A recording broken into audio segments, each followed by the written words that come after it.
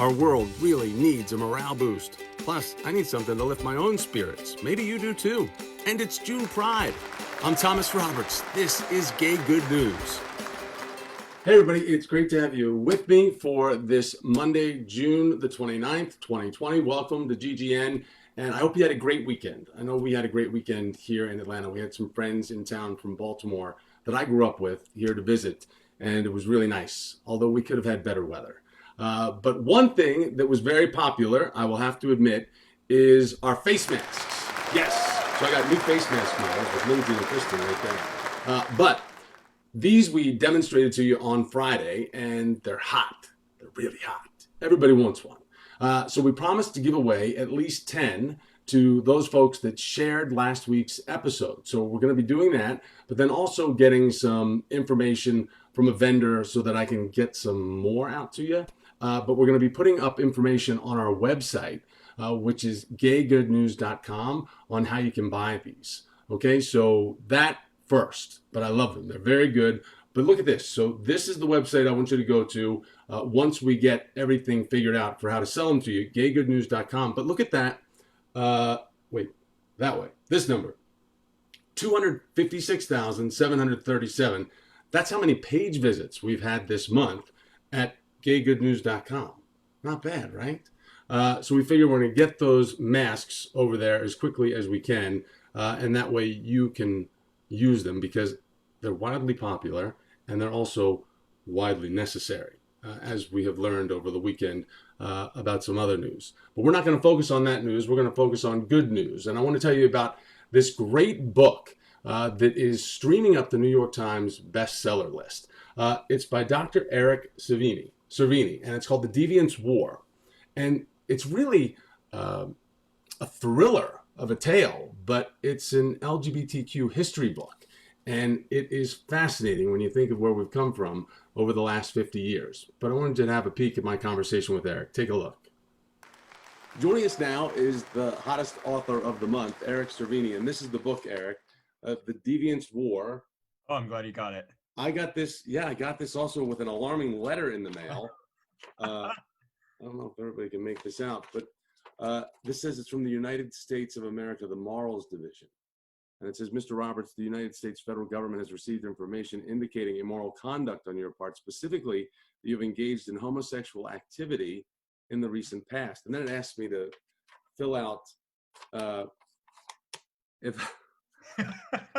You got to read it. You have all to right, keep going. Have you ever engaged in acts of anal copulation, sometimes referred to as sodomy or anal sodomy? And ask you to check off these boxes. Then it gets to the part of just kidding.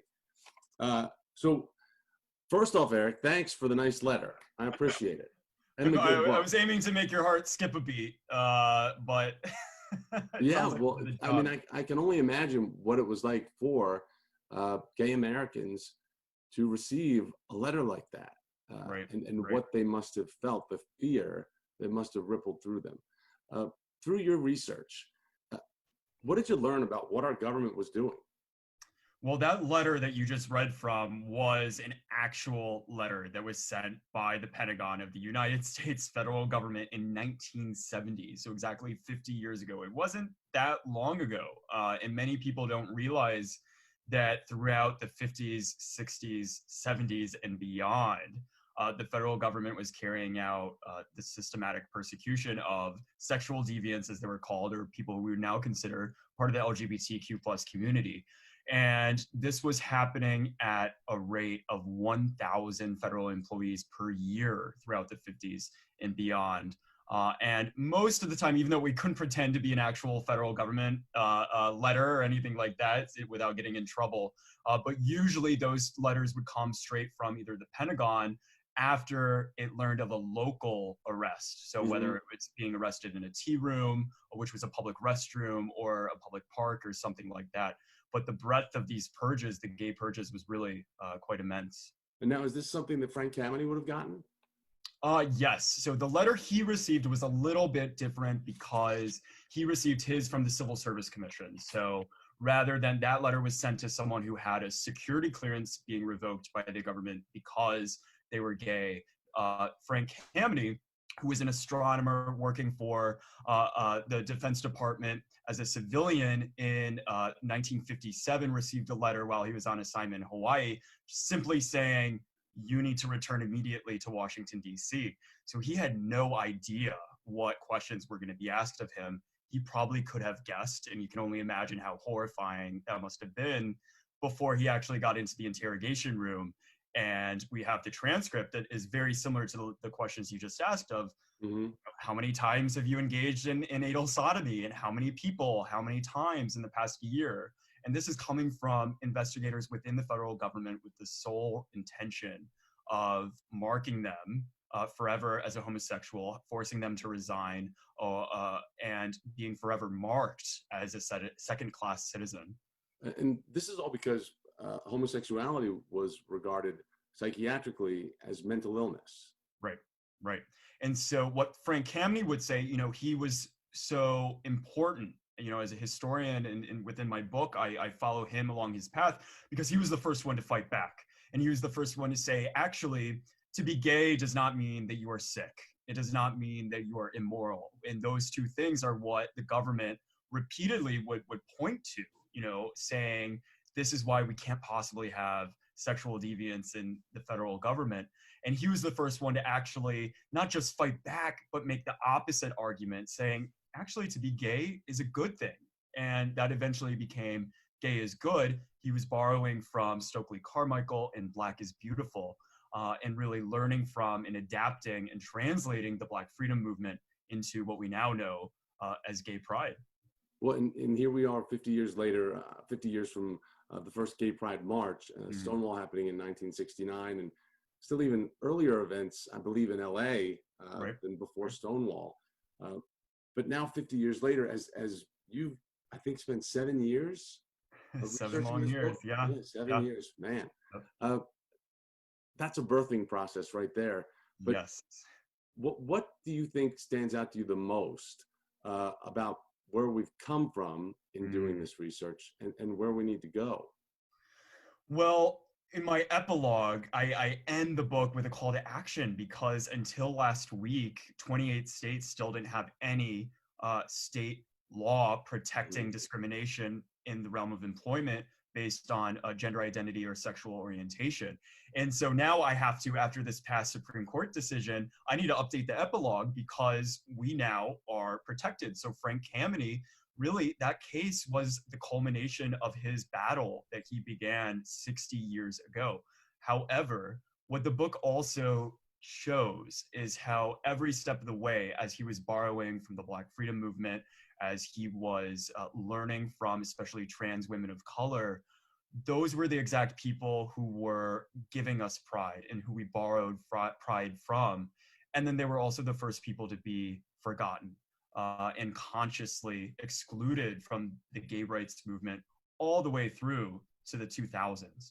So now, you asked, where do we go now? Well, now we have to say, okay, we have this Supreme Court decision, which we should rightfully celebrate, but we also need to now ask, who have we forgotten in this process, and who do we need to be fighting for now? And quite frankly, I think the Black Lives Matter movement that you're seeing right now, especially Black Trans Lives Matter, I think the book shows us that we have a moral obligation to join in solidarity with the current moment that we're seeing. And the book is having a moment, right? It's making history in and of itself because of where it's standing in sales. Tell us about it. Well, my laptop currently is being propped up by 2 books, And the Band Played On and Conduct Unbecoming by Randy Schiltz, who was a pioneering gay reporter who wrote some of the very first LGBTQ plus history books. In 1993, Conduct Unbecoming was on the New York Times bestseller list, and there has not been a queer history book on the New York Times bestseller list until just a couple of weeks ago when The Deviants War made it. And I have to be honest, it was a struggle selling the book and persuading editors and agents in the publishing industry that there was demand for gay history and for these stories. And I'm so grateful that now we have proof that there is demand. And I really hope that it persuades other people and it inspires other scholars or students or people who have no idea that how exciting history can be to write their own stories about some of the figures that need their own books as well. Well, this is definitely gay good news. That's, I mean, even though it's called the Deviants War, and it's a hard look at how far we've come, but where we need to go. Eric, it's great to have you on. Thank you for your time, and your haircut is awesome. Very fresh. Just got it 15 minutes ago. So thanks so much for having me, though. Exclusive to us. All right, Eric, thanks again. He is a great guy. Again, the book is called The Deviants War, and it is on the New York Times bestsellers list. It is also on the New York Times Book Review Editor's Choice list. Okay? So you have this book and you're laying around the pool or something like that, people are going to think you're smart. I'm just saying. It's a smart person book. But it's really good. It reads like a thriller. So congratulations to Eric. So we take you now from deviants to debutantes. And in Atlanta, there is one charity that raised over $1 million in just over a decade. And it was all through very creative practices. It's the Atlanta Cotillion. And I have someone very special that wants to make an announcement about it. Take a look. Hi, Thomas. It's Edward Hollifield. Gosh, we've known each other for about 20 years, I guess. And thank you so much for being so supportive of all the work I've done for AIDS fundraising throughout the years. And I'm super excited to be able to announce on your platform the Atlanta Cotillion Reunion, which was a 12-year labor of love, but over those 12 years we raised $1.3 million. And so this year we decided just to have a reunion and to thank all of the alumni and the patrons and the volunteers as just a thank you and a get together. There will be a small silent auction, and the money will go to the PrEP Clinic for AIDS Atlanta, which is the original and oldest PrEP clinic in the state of Georgia. AIDS Atlanta, of course, is the largest AIDS service organization in the Southeast. But thank you so much for this opportunity, and I look forward to everyone's support. AtlantaCotillion.com.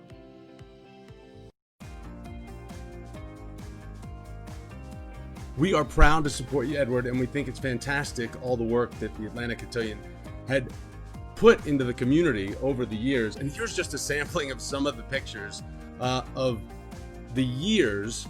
And there's Edward himself, look at that. But the years that people participated in this, and it's so exciting that it's coming back. But there were 96 men that were man enough to participate in this. 12 were crowned the queen. And the big thing, I mean, it started back in 1997, but Edward tells us that it really took off between 2002 and 2004.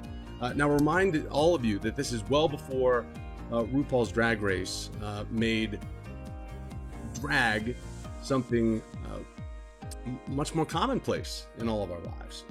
And people competed for 6 months to raise the most money. And it really is nice to see that they're going to be getting back together this fall. Again, you can check out the event details on AtlantaCotillion.com, but it's going to be a fantastic night. We really do appreciate Edward allowing us the honor of having the announcement right here on Gay Good News. It is Gay Good News indeed. All right, so now we move on, and I want to talk about something, the Concert for Love and Acceptance. It is in its 5th year, created by country music superstar Ty Herndon. Now, Herndon came out, you'll recall, back in 2014, and it's not easy, as we've seen, for country stars to come out. Shelley Wright, I think, came out in 2010, but we have not seen a lot of men and women willing to put their careers on the line in the country music industry. But Ty was different. And he's definitely put himself on the line. But now, for the 5th year in a row, he's going to be doing the Concert for Love and Acceptance. However, this year, it's a little bit different because it's all virtual. And joining me now is country music recording artist Ty Herndon. Ty, it's great to see you, buddy. Good to see you as well, Thomas. Thanks for having me on your show. No, I'm really happy to have you here, especially because we're right before your big show, your annual event, the Concert for Love and Acceptance. Take it easy, slow ride. Everything is Glad alright. and Ty Herndon, together in Nashville, celebrating music, celebrating change. Tell us about it. Wow. Well, I thought probably 4 months ago, like the rest of the world, as Alan Jackson's famous song says, actually the day the world stopped turning for me, it's like the second day the world stopped turning was on that COVID day. I think we all felt that way, man. It was just so crazy. Just simply because, and I'll get back to this, the Concert for Love and Acceptance, but it's just so crazy that we're all sitting at home doing all these amazing things, getting ready for an epic summer in the music business anyway, and in our everyday lives. And to be able to, within a matter of 2 days, just see everything start spinning like it's just going down the drain, you know, and there's nothing you can do to stop it. Kind of, I'm only human, man. You know, I ended up kind of sitting in the corner in defeat, and Yeah. it was, and that's not like me at all. Just not like me. And my mom called me one morning. She said, "Son," she said, "get a cup of coffee," because my mom really likes to sleep late. She just at 6 a.m. And I said, "I already have a cup of coffee, Mom." And she goes, "Okay, well, let's just talk for a minute, okay?" She goes, "You know that platform you have when you go out there and you tell your story and you sing your songs?" I said, "Yeah, Mom. It was a full summer tour. It got canceled." She goes, "My mom rarely in my life has she kind of shut me down." And she said, I'd like you to just kind of be quiet for a minute. I'm not talking about your tour. I'm not talking about your book. I'm not talking about your documentary. I'm talking about you. I'm talking about your story. That you get to go out there and talk to kids and set an example." And I said, "Yes, ma'am." And she said, "Well, I found a place on Facebook that I could actually sell that platform." She goes, how much do I sell it for, son?" And I started crying actually. And I said, "Mom, that's not for sale." And she goes, "Well, it obviously is." She goes, "At a time when all these kids you go out and speak to and all these people that look up to you, when you need to have a voice, you're not having it right now." And so I said, "Mom, my platform's not for sale." She goes, "Okay." She goes, "Well, my mom, who never ever says a cuss word ever in her life, told me to get my ass up out of the corner." She said, "Get it done, son. Figure it out." And yeah, I to this day, she says she didn't hang up on me, but there's no dial tone on a cell phone, but she wasn't there anymore. All right, so we have your mom to thank for making sure that this concert stayed true to being annual, right? And so it's now going to be virtual. How tough has that been to put together? It's been hard at the same time, but really the hard part always was during CMA Music Fest was to get artists on board because they were doing the CMA Music Fest and just finding time. And I had artists calling me once we announced this. Some of my good friends, you know, from Brett Young to Michael Ray to Terry Clark. And I'm like, yes, yes, yes. Finally, my manager's like, "Stop. we only have a 90-minute show here. You got a 3-day festival going on." So how can we incorporate? I'm not going to tell people no, you know, that they're my friends and with such it's great to have that kind of support. We created the because we couldn't have a red carpet this time, so we created the red carpet special premiere performances. So we've got, last count, I did finally stop. It was like, I think we have 22 red carpet performers, all from Broadway to country to up and comers, to some established amazing songwriters. And then we've got 14 amazing acts on the show that are all just superstars. So to answer your question, the Concert for Love and Acceptance is happening this year. Is it true Tanya Tucker's going to open the show? She totally is. And she's not had a sucky year. I mean, three Grammys, and oh my gosh, I've known Tanya since the beginning of me, really. She's always been a huge supporter and friend, and she was the first person I called And, you know, she's had a tremendous, she and Brandy Carlisle, of course, produced this amazing record. She won 2 Grammys. And I said, I know you're busy, Mama Tucker. She goes, love and acceptance? I said, yes, ma'am. She goes, I got you. That's got to feel good when you call people and they already know and they've got your back. Yes, absolutely. It's going to be such a great show because you mentioned all these different names, but is there a surprise or something or two you could tell us about that's coming? Actually, I can't tell you what network, but we just did a huge deal to air the red carpet, not the night of the show, but as a special a week later, because we're also doing, this is the big announcement, the foundation has partnered with a very big company that does auction items. So like Tom Ford, Elton John, Kristen Chenoweth, Leslie Jordan. Oh, by the way, Leslie Jordan's also opening the show, just so you know. You guys look for that because it's just stupid funny. He's hilarious. Let's just say we had to bleep him.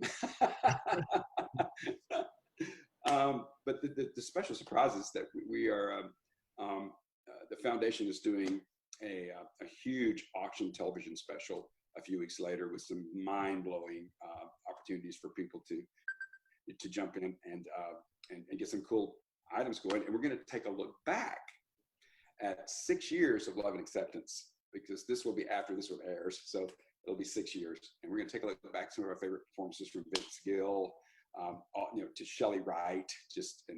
Shelley's also part of the show. Love Shelley. You both love Shelley. We had a good lunch with Shelley one day, didn't we, in New York City? We certainly did.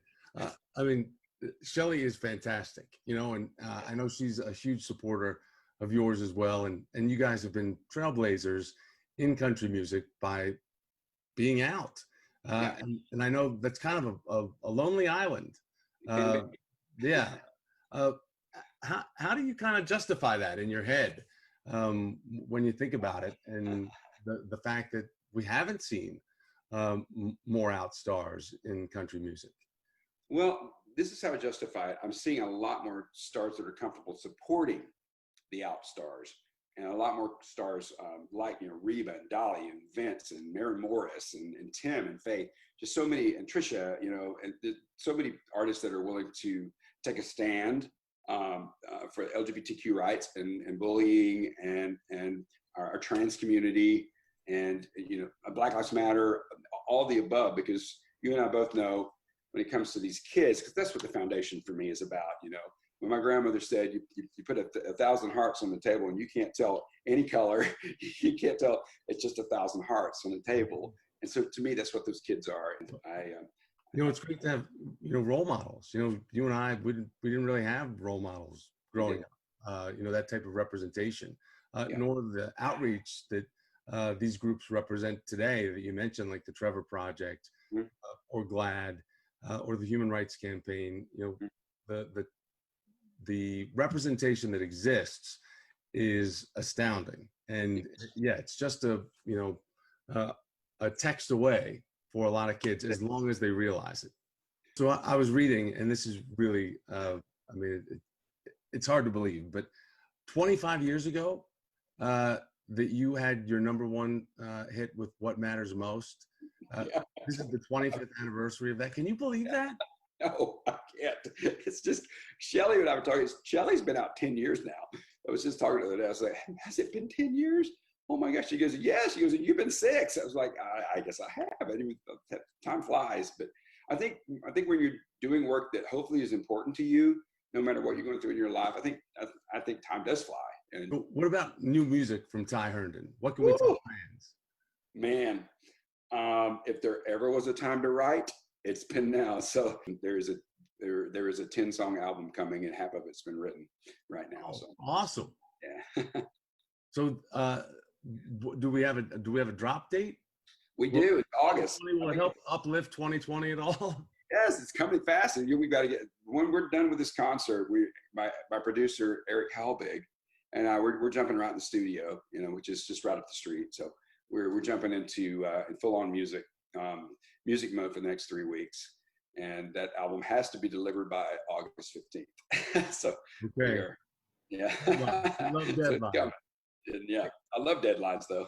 What would you say? And because honestly, isolation, this has been hard on my head, and struggling with purpose. What would you say to folks out there that may be feeling the struggle right now, and feeling a little lost with their purpose? Well, I'm going to go back to some wellness stuff here, and this is what I say to people, because if there ever was a time that I had to lean into wellness, it was now. And there's a lot of stuff under that umbrella. You and I both know that. But when I walk down or run, like I said, I'm a runner. But when I run and see I saw this happened 3 days ago. I saw an older couple picking up debris from the tornado, because we still have buildings down, but they were being of service, and they were loading. I'm going to get emotional. They were sorry. It made me know I'm okay, and we all need to know we're okay right now. But they were picking up debris, just putting it in a gardening wagon. And they looked at me like, why don't you have a gardening wagon? I got a pickup truck. So I think right now it's just about being there for each other, and where you can be of service to others, whether it's a phone call, checking on an elderly person, checking on a kid, checking on your mom, wearing your mask, wearing gloves, because a lot of people I think are being unsafe out there, but do your part in being safe. And I think that as long as we can have that mentality to give to others, and that you're going to receive that as well. But it's just, for me, the answer is just in wellness, and just making sure people around you are well. Well, I love that story about that couple, and we love you, Ty Herndon. Thank you for all that you're doing for the Concert for Love and Acceptance, and now with the foundation. And everybody can check it out. The website, I just want to make sure that I have this right. It's f4la.org, correct? It is. Even I have a little trouble with it. Yeah. But I always say, if you have any trouble, just go to tyherndon.com and sit right there at the top. And hit the donate button, you guys. We need it. We need to raise some money for our country music community and for our youth out there. Bye. Great to see you, buddy. You too, my friend. You look well. Thank you. You too. I'll see you soon for the concert. Okay. God bless. Bye. All right. So the concert is June 30th. That is tomorrow night. It begins at 7 p.m. And you can check CMT's website for it. But you can also go to the website that you see right here. That way. f4la.org. And you can find all the information that you need there, as well as tyherndon.com. But isn't Ty a sweet guy? Such a nice guy. And amazing to think that What Matters Most was #1 25 years ago. Absolutely amazing. All right, so we go from that music to the music that we've been following all month long, with the battle polls that I've been putting up for the Gay Pride anthems. We were down to our final 4 contestants. So it was Lady Gaga's Born This Way up against Madonna's Vogue, pitted against Cher's Believe, and finally Gloria Gaynor's I Will Survive. Now, out of these 4, the big winner is, can you guess? Lady Gaga with 38%. Gloria Gaynor was not that far behind. I think she was at like 28%, something like that. But that is the end of our Gay Pride battle poll, and for the anthem, Lady Gaga wins. So we kind of had this, head-to-head matchup between 2 contestants each week, and got down to our final 4. So I hope you had fun with that. But I wanted to say thank you to all of you that have tuned in over the month. This is going to be our last show for Pride Month, but I just wanted to say thank you. As you heard in the Ty Herndon interview, I was struggling with some purpose, and this really gave me purpose. And so you probably helped save my life this month by allowing me to do this show and by responding so much. I really appreciate it, and I'd really like to keep doing it for you because I've had a great time. That being said, there are so many people that need to be thanked, especially my husband, Patrick, who has put up with me, but also for his participation in all of this, as well as for Roxy and Charlie, and Patrick allowing me to turn the house upside down. But to all the people that were guests on the show, from Leslie Jordan from the very beginning, all the way through, Judy Gold and Vern Yip. I'm going to forget somebody, but I just want to say thank you to them all. And then there's the whole list of people that I almost had for you. You should see that list. Let's see. There's Anderson, there's Ronan, there's Judith Lake, there's Laverne Cox, there's Wanda Sykes, there's Billy Porter, there's Linda Carter, there's Dolly, there's Jennifer Holliday. Those are all people that I'm working on getting for you. And I'm going to get them because we're going to keep going with this. All right? So we're just going to make it once a week. On Thursdays at 5 o'clock, we are going to continue with the Gay Good News tradition. In the meantime, though, you can stay right here on our Facebook page. We'll keep you updated with things, as well as going to our website, GAYGOODNEWS.com. We're going to have the face masks out to everybody, but I really do. I appreciate everybody taking some time to spend with me this month, as it really is important to take a moment to remember where we come from and where we're going. All right? So thank you, thank you, thank you. I appreciate it.